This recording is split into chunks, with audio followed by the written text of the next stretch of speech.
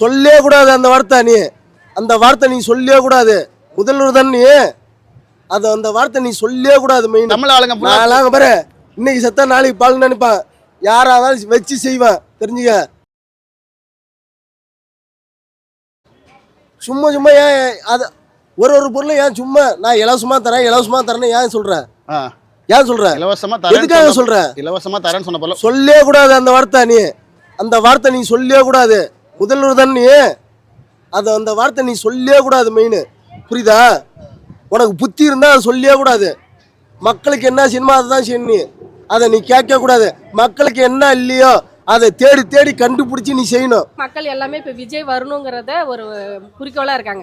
அவருக்கு ஒரு வாய்ப்பு கொடுத்து பார்ப்போம், மக்களுக்கு செய்யறாரா இல்லையா. இப்ப அவர் வந்தாருன்னா இந்த மாதிரி தடைப்பட்ட பொருள்லாம் கரெக்டா எல்லாருக்கும் கிடைக்கும்னு நினைக்கிறீங்களா? கண்டிப்பா நினைச்சதால தான் அவர் வரணும். வந்து எல்லாம் கிடைக்குதான்னு பார்ப்போம்.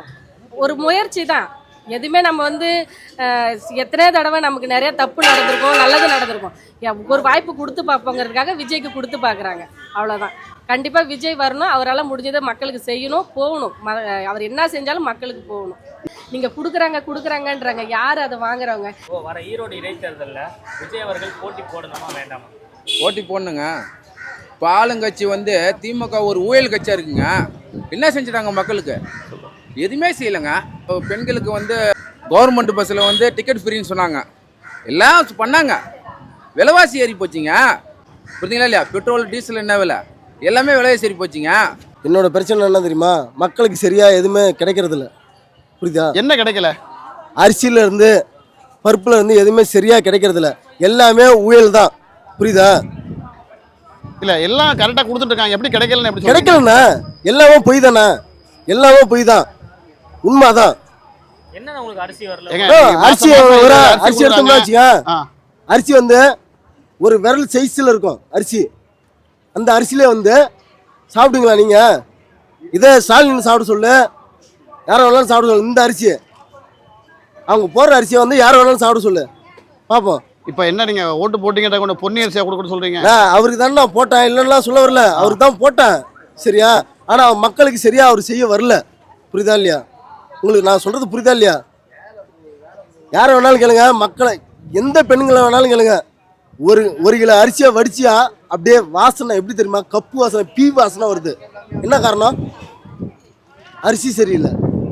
அரிசி சரியில்லை. அதனால உங்க விருப்பம். தலைமை வந்து கரெக்டா இருந்தா எல்லாமே கரெக்டா இருக்கும். புரியுதா? இப்ப தலைமை சரியில்லைன்றீங்களா? தலைமை சரியில்லை. அவர் வந்து கரெக்டா நடந்துக்கணும்.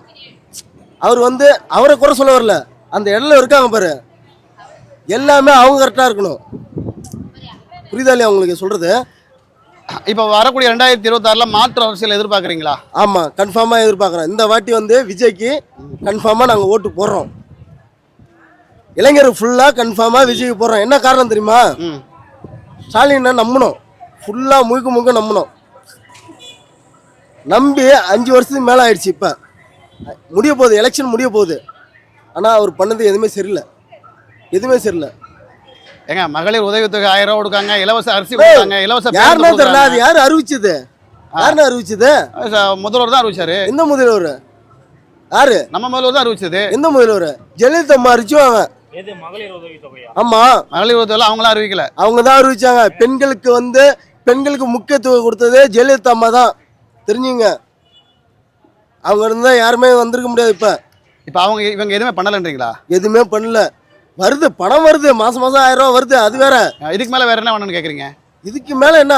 திங்கிறதுக்கு கரெக்டான பொருள் வரணும்னா ஏங்க, நீங்க அது உழைச்சி வெளியே கடைகள்ல வாங்கி சாப்பிடணுங்க. இது அப்புறம் எதுக்கு நீ எல்லாம் பண்ற? எதுக்கு பண்ற? இது நான் தரேன், அது நான் தரேன், சும்மா தரேன், இது தரேன், அது தரேன், எதுக்கு நீ அறிவிக்கிற? இல்லங்க, அவர் என்ன பொன்னி அரிசி தரேன்னு சொன்னாரு. 20 அரிசி தரேன், எந்த அரிசியை தரேன்? தராதப்போ நான் ஏன் அரிசி போடுறேன்? சும்மா தரேன், பருப்பு சும்மா தரேன், எண்ணெய் சும்மா தரேன். ஏன் அது எதுக்கு? ஒரு கொடுக்குறாங்கல்லங்க, கொடுக்காம இல்ல, கொடுக்குறாங்கல்ல. சும்மா ஏன் அது ஒரு பொருள் ஏன் சும்மா நான் இலவசமா தரேன்னு ஏன் சொல்ற? இலவசமா எதுக்காக சொல்ற? இலவசமா தரேன்னு சொன்ன போல சொல்லே கூடாது அந்த வார்த்தை. நீ சொல்லே கூடாது. முதல்வர் தான் நீ. அந்த வார்த்தை நீ சொல்லே கூடாது. மெயின் புரியுதா? உனக்கு புத்தி இருந்தா அதை சொல்லே கூடாது. மக்களுக்கு என்ன செய்யணுமோ அதை தான் செய்யணும். அதை நீ கேட்க கூடாது. மக்களுக்கு என்ன இல்லையோ அதை தேடி தேடி கண்டுபிடிச்சி நீ செய்யணும். ஒரு மாவட்டத்தில் ஒரு ஊரில் என்ன இல்லை ஏது இல்லை, ஒரு மாவட்டத்தில் ஏரியில் தண்ணி இல்லையா, அந்த ஏரியில் வந்து என்ன பண்ணும் ஏது பண்ணும், இதை தூர் வரணும், இதை பண்ணணும், இதை பண்ணணும் அப்படின்னு நீ முழுக்க செய்யணும். நீ என்ன முதல்வர்? நான்லாம் பாரு இன்னைக்கு செத்தா நாளைக்கு பால் நினைப்பேன், யாராவது வச்சு செய்வேன் தெரிஞ்சுக்க. சரி ஓகேங்க. சரி இப்போ 2026ல் நீங்க யாருக்கு வாக்களிப்பீங்க? விஜய் தான். போடுமா? போயிடலாமா? வணக்கம்க்கா. சொல்லுங்க சார். ஈரோடு இடைத்தேர்தல் வருது. ஒரு கட்சி ஒரு ஈவிகே சிலம்பரம் வந்து மறைஞ்சிட்டாரு. அவங்க விஜய் போட்டியிடணுமா வேண்டாமா? கண்டிப்பாக போட்டியிடணும். அவங்க அரசியலில் வரணும்னு தான் மக்களும் ஆசைப்படுறாங்க. இதுக்கு முன்னாடி இருந்த அரசியலில் எல்லாமே பார்த்தீங்கன்னா மக்களுக்கு செய்கிறேன்னு சொல்லிட்டு இடையில இருக்கிற எம்எல்ஏக்கு ஆட்சியில் இருக்கிறவங்க இடையில இருக்கவங்க எல்லாருமே அவங்க ரிலேஷன் உள்ள வழியில தான் அந்த பணம் போதே தவிர மக்களுக்கு எந்த பணமும் போய் சேர்றது கிடையாது. அதனால தான் எல்லாருமே பார்த்தீங்கன்னா இப்போ மு.க. ஸ்டாலின் இருந்தார், அவரும் நிறைய பணம் இறக்கிறாரு தான், ஆனால் அது எதுவுமே போய் மக்களுக்கு சேர மாட்டேங்குது. ஆனால் புதுசாக இப்போ விஜய் வந்தால் எல்லாரும் மக்களுக்கு அவர் ஹெல்ப் பண்ணுவார். வீடு தேடி போனவங்களுக்கும் அவர் ஹெல்ப் பண்ணிருக்காரு. மற்றபடி வெளியிலேருந்து கால் பண்ணாவோ இல்லை நேரடியாக போய் பார்த்தாவோ ஹெல்ப் பண்ணிருக்காரு. அவர் புதுசாக வந்தால் மக்களுக்கு நல்லா இருக்கும்னு நினைக்கிறாங்க. அதே மாதிரி விஜய் கண்டிப்பாக நடத்தி வைப்பார், கண்டிப்பாக நடத்தணும். அதான் மக்களுக்கு எல்லாத்துக்கும் ஆசை. சரி, இப்போ திமுகவில் நிறைய பெண்களுக்கு திட்டங்கள்லாம் கொடுத்துருக்காங்க. மாதம் 1000 ரூபாய் அந்த ஃப்ரீ பஸ்லாம் கொடுத்துருக்காங்க. அந்த திட்டங்கள்லாம் உங்களுக்கு பிடிக்கல, அதை மீறி நீங்கள் விஜய் வரணும்னு எதிர்பார்க்குறீங்க? அப்படி இல்லை, எல்லாமே செய்கிறாங்க தான் சார். அது வந்து எல்லாருமே யூஸ் பண்ண போகிறது கிடையாது, இல்லை யாருக்குமே அது போய் சேரவும் கிடையாது. அது யாரும் முக்கால்வாசி பேர் அது யூஸ் பண்ணுறதும் கிடையாது. நீங்கள் கொடுக்குறாங்கன்றாங்க, யார் அதை வாங்குறவங்க சொல்லுங்கள்? இப்போ வந்து ஊரில் இருக்க மக்கள் வந்து ஊரில் இருக்கவங்க வாங்குறாங்க. ஏன் சார் ஊரில் இருக்கிறவங்க அரசியலில் இப்போ வந்து ரேஷன் கடையில் அரிசி பருப்பு எல்லாம் வாங்குறாங்க. ஏன் சார் வாங்குறாங்க? இருந்தாலும் இப்போ ஊர்ல இல்ல, இப்ப சில பேர் ஊர்ல இல்ல, வெளியில இருக்கோம், ரேஷன் வாங்க முடியல, வேற கடையில போய் கேட்டா கொடுக்க மாட்டேன்றாங்க. கேட்டா நீங்க என்ன ஊர்ல இருக்கிறீங்களோ அங்க போய் வாங்குங்கன்றாங்க. அப்போ அதெல்லாம் வந்து ஏன் கொடுக்க மாட்டேன்றாங்க? எந்த ஊரில் போய் கார்டு கொடுத்தாலும் கொடுக்க சொல்லுங்கள். ஏன்னா நான் இப்போ ஊருக்கு போக முடியாத சுச்சுவேஷன்லாம் இருக்குது.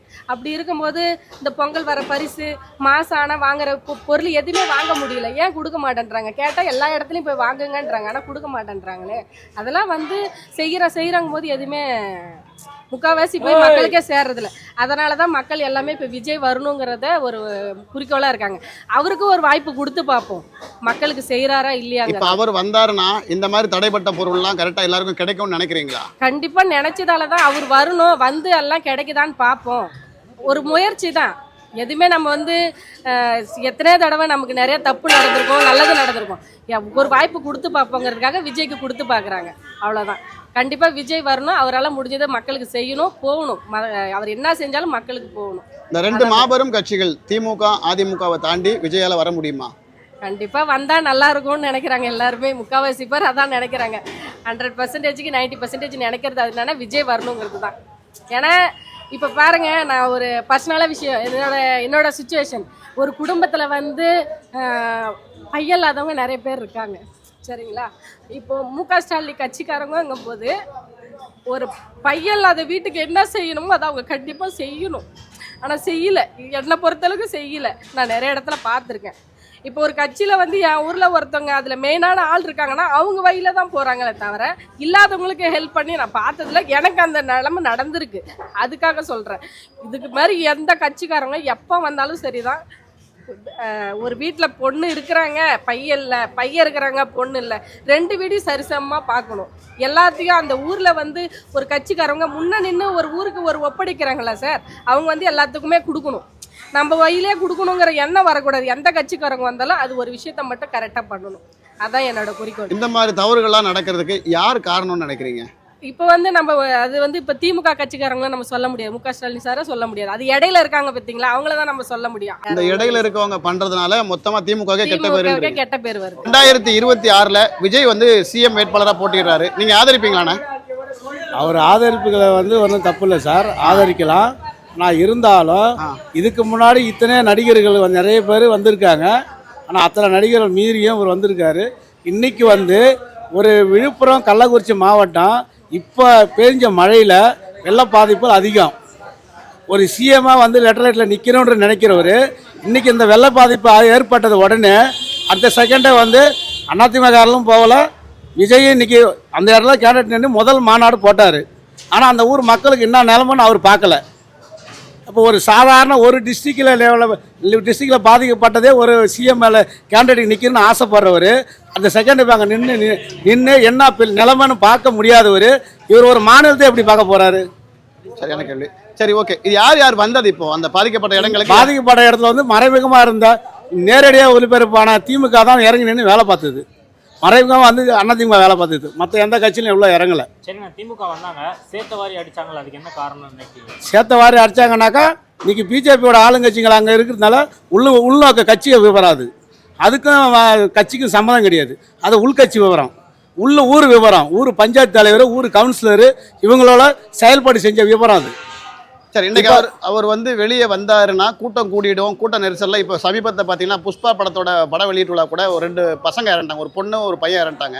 அதே மாதிரி இவரும் நான் வெளியே வந்தால் கூட்டம் கூடி யாராவது உயிரிழப்புகள் ஏற்படும்னால வரலன்னு காரணம் சொல்றாரு. உயிரிழப்பு ஏறது காரணம் மட்டும் சொல்லக்கூடாது. உயிரிழப்பு எழுதவங்களுக்கு என்ன பண்ணாரு? வெள்ளத்தில் பாதிக்கப்பட்டு 10 வீடு அடிச்சுட்டு போச்சு, ஒரு கோயில் கீழே உடஞ்சி விழுந்துச்சு, 2 பசங்க 2 பெரியவங்க உயிரிழந்தாங்க. அந்த உயிரிழப்புக்கு ஒரு நன்றி விசுவாசம் தெரிஞ்சாரா, இல்லை ஒரு மாலை கட்டி போட்டாரா, இல்லை ஒரு அறிவிப்பு ஏதாவது தெரிவிச்சாரா? இல்லை நிறைய பேர் கூப்பிட்டு வந்து உதவி பண்ணார்ல. நிறைய பேர் ஊருக்கு கூப்பிட்டு வந்து உதவி பண்ணுறது உனக்கு சுயநலத்துக்காக நீ உதவி பண்ணலாம். பாதிக்கப்பட்ட நேரத்தில் வந்து உதவி பண்ணணும், அவன் தான் மனதாபிமானம். ஆனால் இந்த வீடு இடிஞ்சவங்களுக்கு எல்லாம் ஆளுங்கட்சியாக இருக்கட்டும் எதிர்கட்சியாக இருக்கட்டும் வீட்டை கட்டி கொடுக்கறதுக்கான ஏற்பாடு பண்ணியிருக்காங்க. ஆளுங்கட்சியில் வந்து வீடு வந்து கலைஞர் காப்பீடு திட்டத்துலேருந்து 166 வீடுங்க அந்த ஊருக்கு அந்த பஞ்சாயத்துக்கு அறிவிச்சிருக்காங்க.